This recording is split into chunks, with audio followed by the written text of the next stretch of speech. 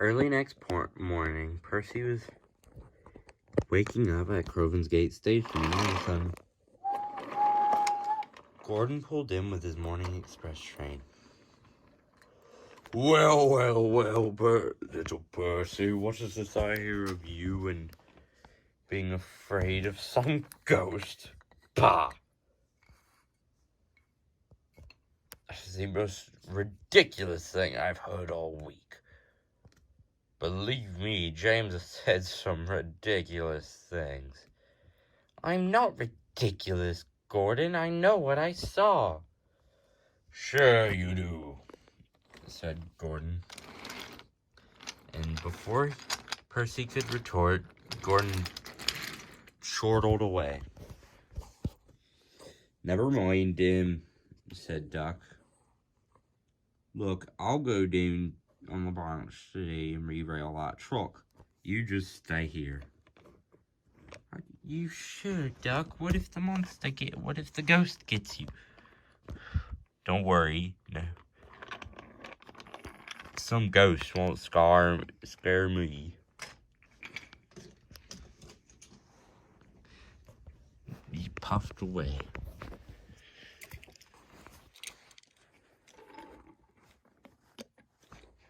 Soon, however, he arrived at Noramby, where the workmen were attempting to re-rail the fallen truck. Soon, the truck was re-railed. Alright, Duck, we need to get a load of ballast in before we can head on to the harbor. I suggest you take that old tender back up to Croven's Gate. Probably could be used as a spare for one of the other engines. Duck ran back down the line. Duck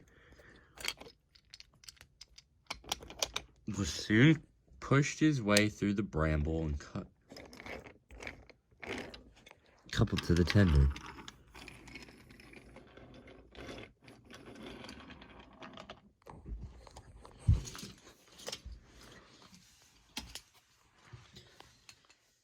Percy was surprised. Duck, what's that? Oh, it's some old tender they found by the station platform. Surprised you didn't see it last night.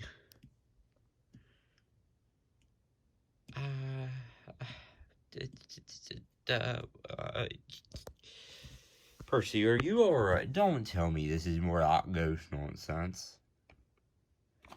Oh, here. Please, if you would, shump that on one of the trees.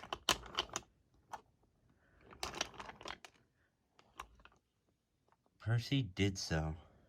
Now, said Duck, we wait for Donald or Douglas to bring a ballast train down from the Little Western.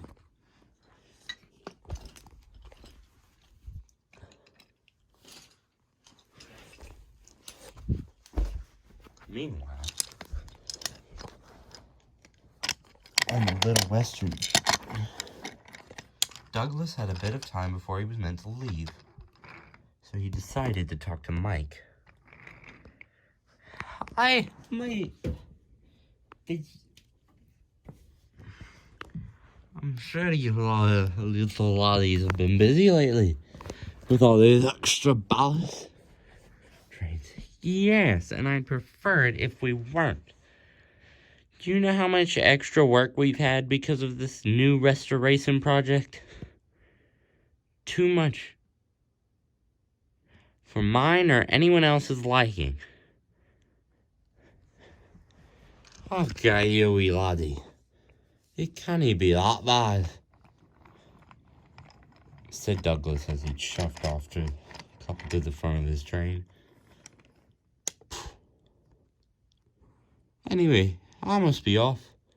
Good day to you, Mike. Whatever.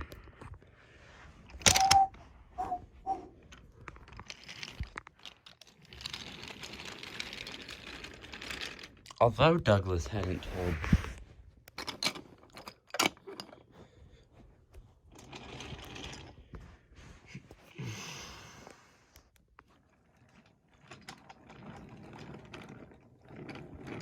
like everything about the goings-on of the new branch line.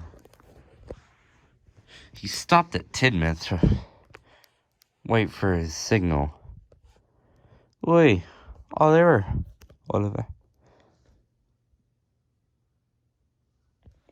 Yes, I remember a while ago you went down that branch line. You were diverted on the long line while pulling the milk train, weren't you? Yes, the Fat Controller wanted to build a tea house out of that old manor down there. Although it didn't really go through. I hear there was something with asbestos in it. They'd have to tear down the whole building. Anyway, when you were doing that, did you happen to hear anything coming from the shed? Actually, now that I think about it, I think I did. Really? What were they saying? Well, it sounded almost like a cry for help, although I can't be certain. I was rather tired that night. It had been a long night. Soon, however, Douglas's line was clear and he had to continue on his way. Well, thank you for talking to me anyway, Oliver. I must be off now. Later, Douglas. That is an odd engine.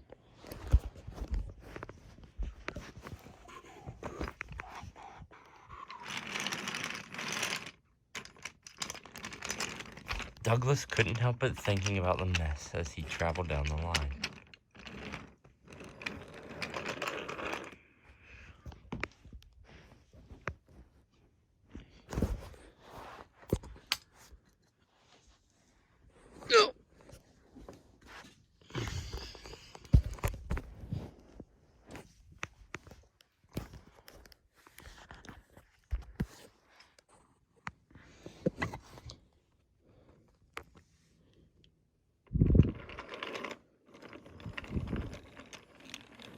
Soon he arrived at the branch line with a fresh load of ballast.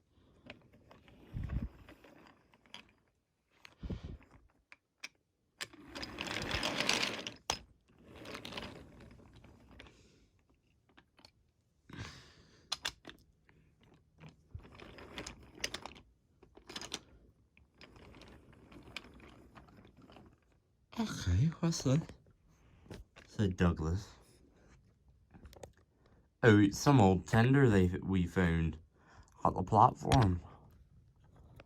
Huh. You know, that does remind me of something I used to see back in the days before the Big Four in Scotland. What would that be?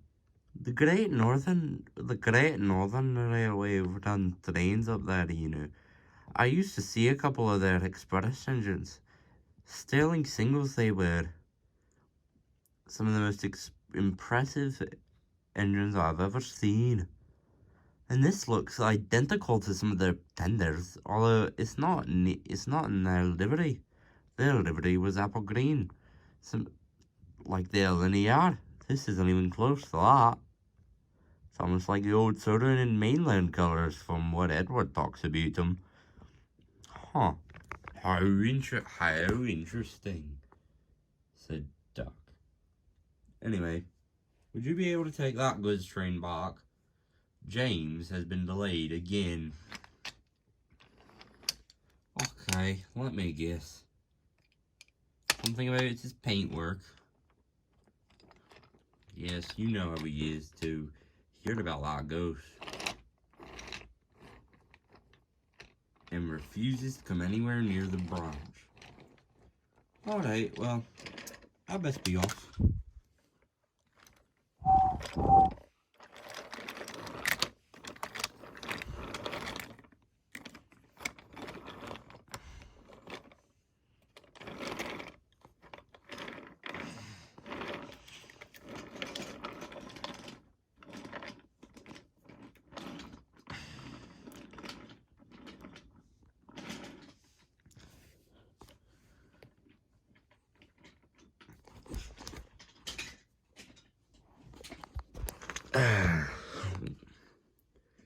Well, I've been given clearance to put, I've been given clearance to push this, to take this ballast train down to the harbor. The yard should be rather quiet, Percy. I know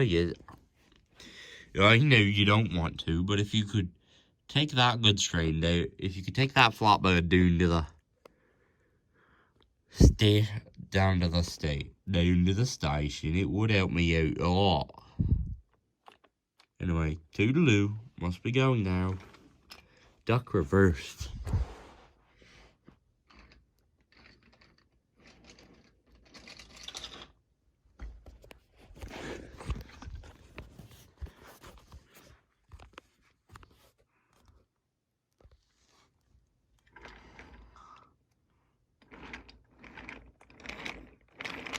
And shunted the trucks down to the harbor.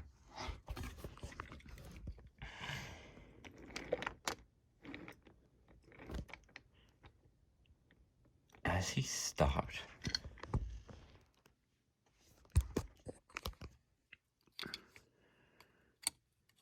him and the yard manager could have sworn they heard something from coming inside the... Help me. While both were rather spooked, they put it off as nothing. I'm sure it's just the wind whistling through one of the holes in the roof. I'm sure you're right, Duck. Anyway, we gotta get these brambles loaded onto these bushes loaded on.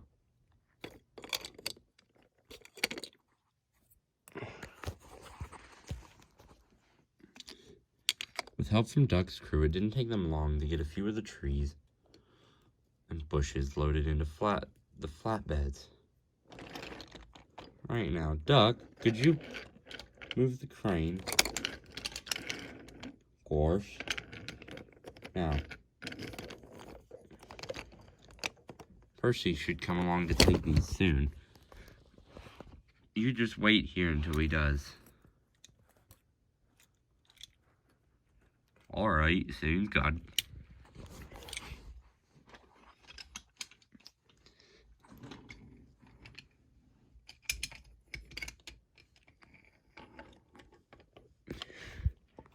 Shaking as he went, Percy rolled into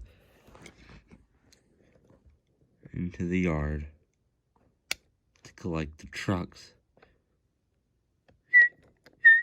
As soon as he was coupled up,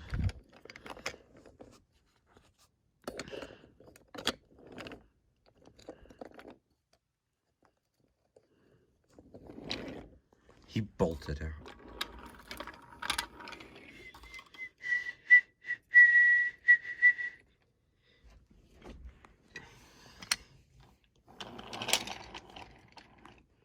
And soon arrived back at Crovan's gate, where he shunted the 2 trucks out of the way, ready to take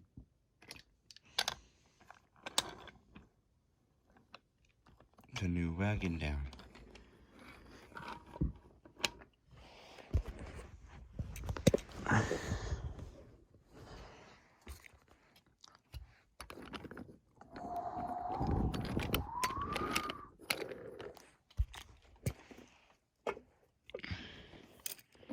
Just as he was about to stop,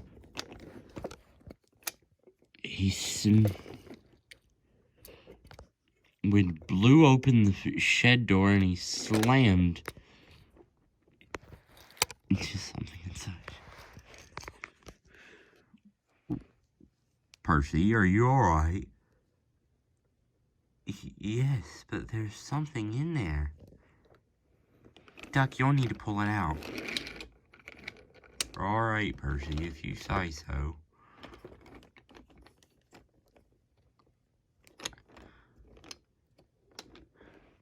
Said Duck nervously. Slowly but surely backed into the shed.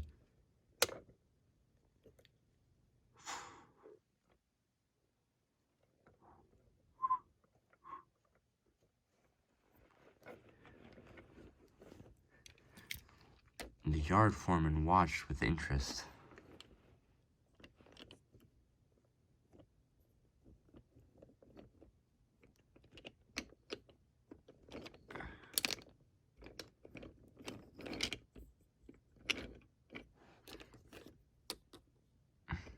Out rolled a very creaky, startling single. "Well, I'll be," said Duck. I suppose Douglas was right. There's your ghost, Percy. Oh, hello. Anyway, what's your name? Said Duck. I'm Emily. I'm Emily. I've been in that shed for who knows how long. I tried calling out. How come none of you do?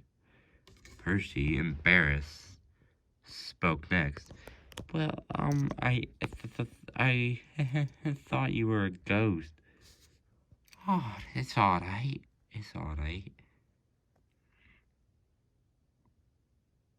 Said Emily. I understand. This line is rather creepy. Especially when you're unfamiliar to it.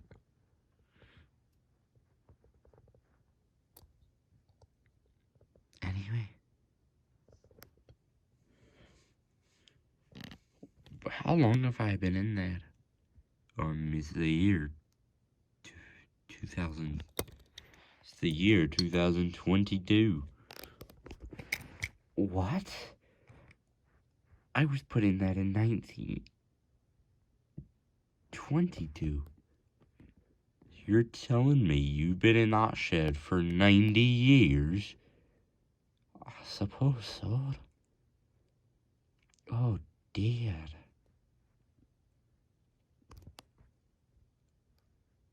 How much have I missed? Quite a lot. Anyway, I'll bring you up to Croven's Gate. And with that, Emily was her wheels were oiled and greased, and Duck set off.